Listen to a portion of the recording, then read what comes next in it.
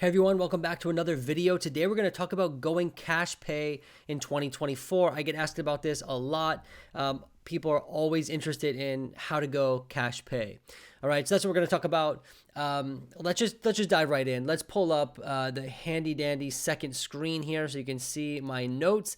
And let's just jump right in. So the first thing I usually tell people or I share with people is we have to know the reality of going cash pay. A while back, going cash pay was more commonplace for therapists and mental health providers.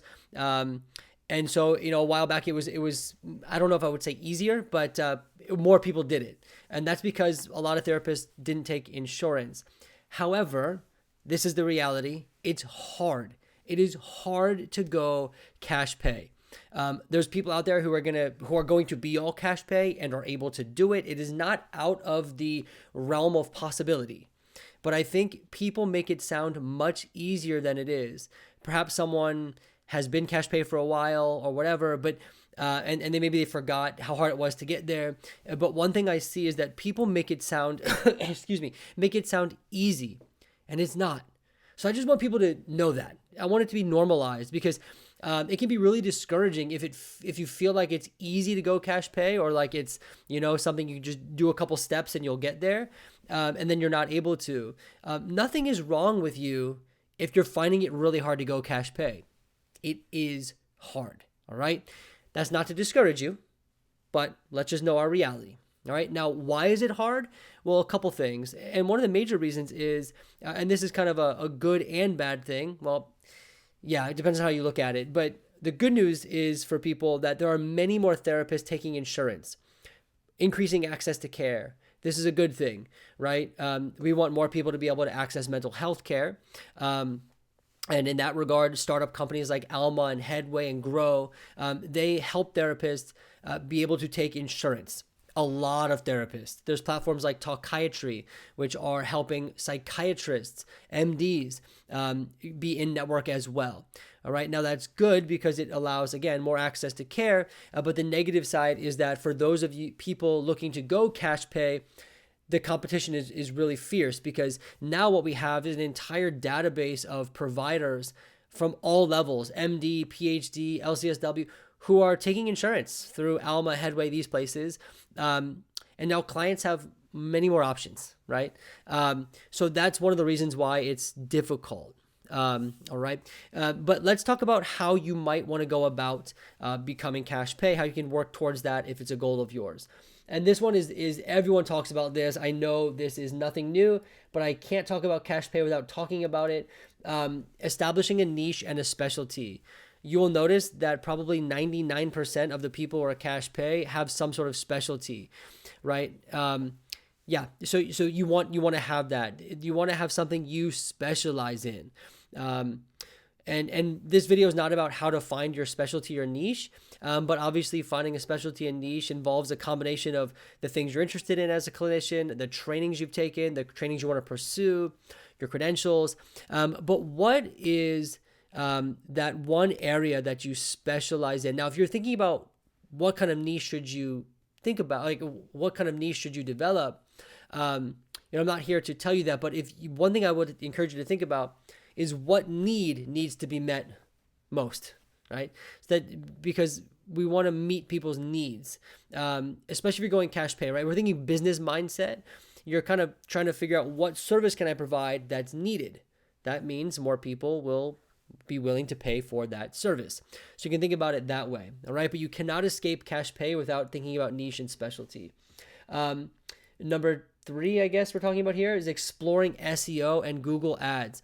So if you want to go into the cash pay realm, you're most likely going to have to step up your marketing efforts. Typically, you can establish a cash pay practice using just directories, Psychology Today or whatever, depending on your specialty, your background.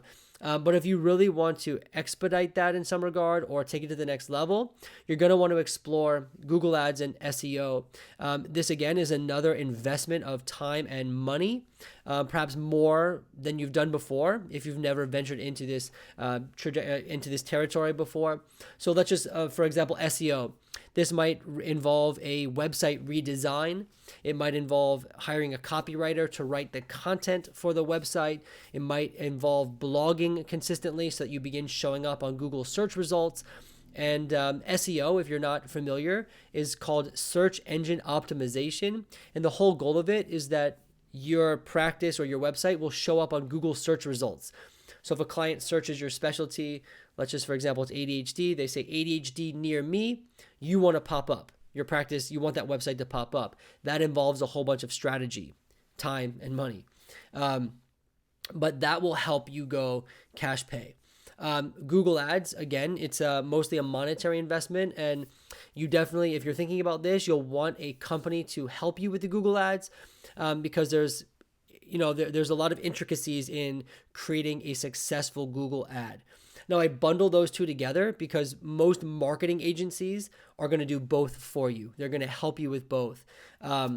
If you've not done this before, you're not a marketing expert or SEO expert, I would highly encourage you to do free consultations with marketing agencies, because a specialized agency is going to help with this. But these two things, they are going to be part of the process of cash pay, getting those referrals. All right. People who are searching on Google, it's just part of the process, right?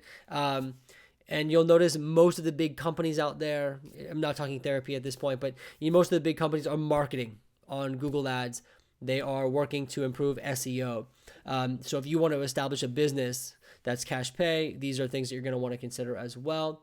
And then another thing you really want to think about, and this is more of the creative side of things, is how can you provide value for free to your intended audience? All right. What do I mean by that?